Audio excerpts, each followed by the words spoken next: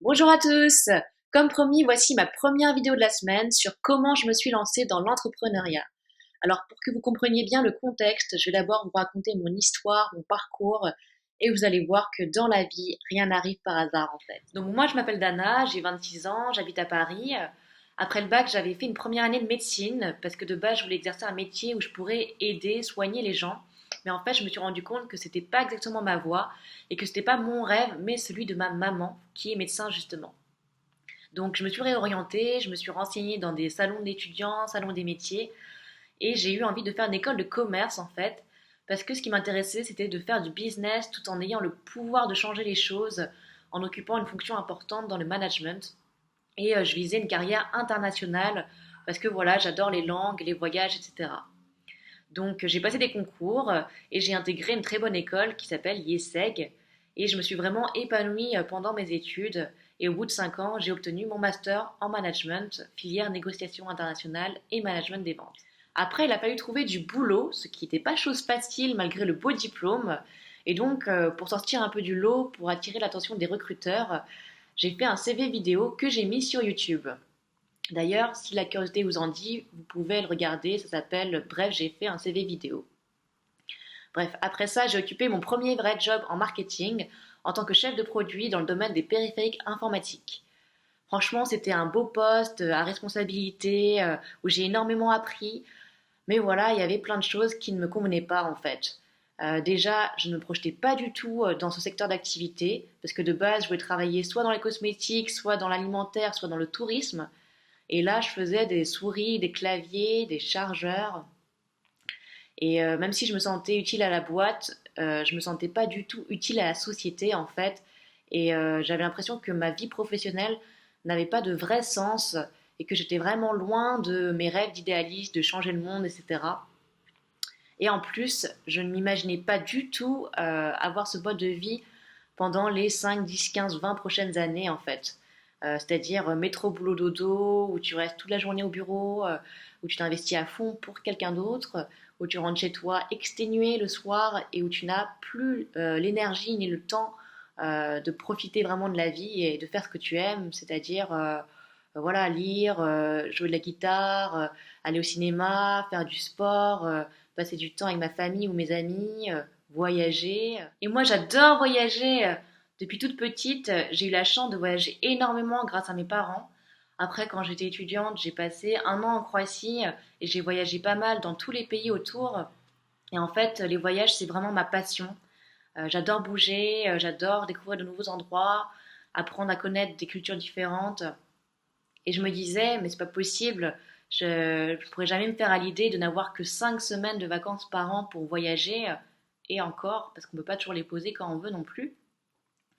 Et donc à un moment donné, je me suis rendu compte que je me sentais vraiment prisonnière de cette vie, frustrée et pas heureuse en fait, et donc j'ai décidé de démissionner. Pourtant, c'était un beau poste en CDI, mais voilà, je voulais pas rester juste parce que c'était un CDI ou parce que mes collègues étaient sympas. Honnêtement, dans tous mes stages ou jobs, je me suis toujours très bien entendue avec mes collègues. Donc pour moi, c'est pas forcément le critère le plus important. Je pense que le plus important, ça reste quand même de faire quelque chose qui nous plaît, où on se sent en accord avec nous-mêmes et avec nos valeurs. Donc voilà, certains ont vu ça comme un caprice de jeune arrogante qui agit sur un coup de tête. D'autres m'ont dit que j'avais été courageuse, au contraire, ils m'ont soutenue. Mais voilà, j'en avais pas du tout discuté avec mes parents parce que pour eux, la sécurité de l'emploi, c'est très important. Et donc, je savais qu'ils ne m'approuveraient pas. Et j'avoue que j'étais assez lâche là-dessus parce que je leur ai annoncé que le jour où je suis partie, par mail en plus, comme ils étaient en voyage à ce moment-là. Donc, vous imaginez bien, c'était un peu le mail bombe atomique en mode cher papa et maman, j'ai démissionné et je suis de nouveau célibataire depuis 3 semaines. Tant qu'à faire, deux bons d'un coup, allez. Désolée de vous décevoir, mais ne vous inquiétez pas, je vais faire quelque chose de bien de ma vie. Bisous. En gros, c'était ça. Donc, j'avoue, c'était pas cool pour eux. Mais voilà, moi, j'avais peur aussi. Hein. Je savais pas du tout ce que j'allais faire ensuite. Mais par contre, je savais que c'était la bonne décision. Je me sentais vraiment libérée et j'avais la certitude que j'allais rebondir et trouver quelque chose de bien. Et de toute façon, c'était hors de question que je ne réussisse pas ma vie. Donc je me suis remise à chercher du boulot dans un domaine qui m'intéressait vraiment, dans l'alimentaire ou les cosmétiques. Et quand je vous disais qu'il n'y a pas de hasard dans la vie, 1 ou 2 semaines plus tard, j'ai été contactée par un de mes collaborateurs actuels qui s'appelle Yann pour me proposer une opportunité dans la cosmétique. Et pour la petite histoire, c'est grâce à YouTube finalement, donc merci YouTube, parce que Yann et sa femme Stéphanie sont tombés sur mon CV vidéo que j'avais pas forcément retiré de YouTube quand j'étais en poste, et ils ont adoré ma personnalité et ma créativité, comme ils aiment me le rappeler. Et donc on a échangé par LinkedIn, par mail, par Skype, et on m'a présenté ce projet d'entrepreneuriat collaboratif que je développe aujourd'hui depuis 1 an et demi, et qui consiste en fait à faire connaître les produits de haute qualité d'un laboratoire américain en développant un réseau de clients et un réseau de partenaires d'affaires. Ce qui m'a tout de suite interpellée, premièrement, c'était le fait de pouvoir créer mon propre business immédiatement.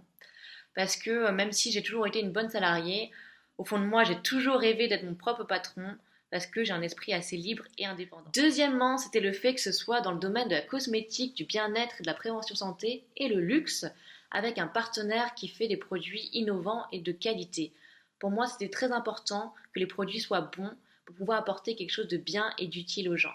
Troisièmement, c'était le fait que je puisse développer un business à l'international dans 54 pays grâce à l'e-commerce et donc de pouvoir voyager où bon me semble avec mon business dans la poche.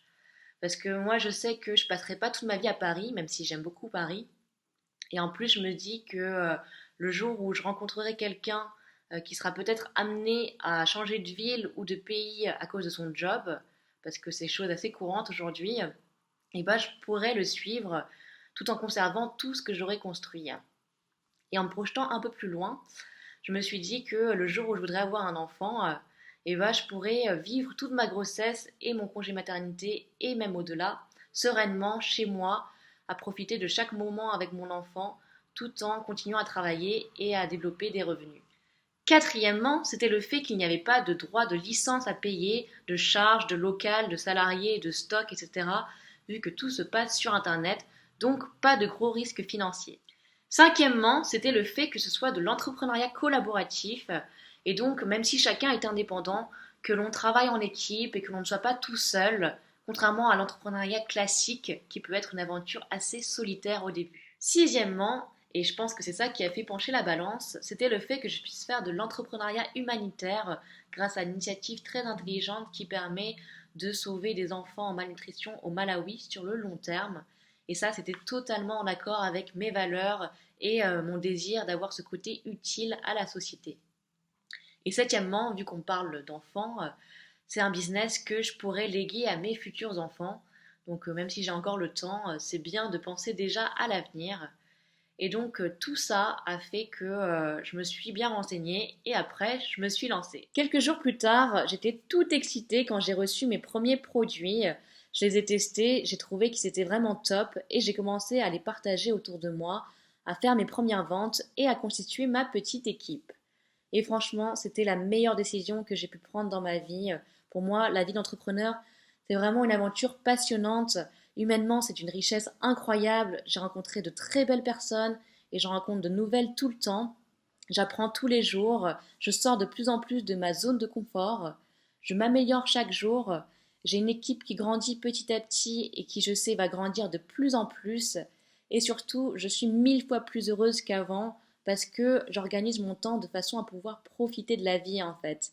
Tout ce que je vous ai dit avant, aller au cinéma, jouer de la guitare, lire, faire du sport, profiter de ma famille et de mes amis, tout ça, je le fais toutes les semaines maintenant et je voyage dès que j'en ai l'occasion en fait. Je sais que j'ai juste besoin d'avoir mon Mac et Internet. D'ailleurs, si vous voulez avoir un aperçu de mon quotidien, je vous invite à regarder une de mes vidéos qui s'appelle Une journée type dans le network marketing.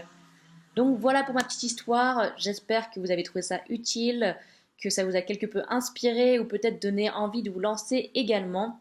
En tout cas, si vous avez des questions sur mon parcours ou sur mon business, n'hésitez pas à les poster en commentaire ou à m'envoyer un mail. Alors bien évidemment, j'ai bien sûr rencontré des difficultés, des galères et ce sera justement le sujet de ma prochaine vidéo demain à 13h. Donc n'oubliez pas de vous abonner à ma chaîne.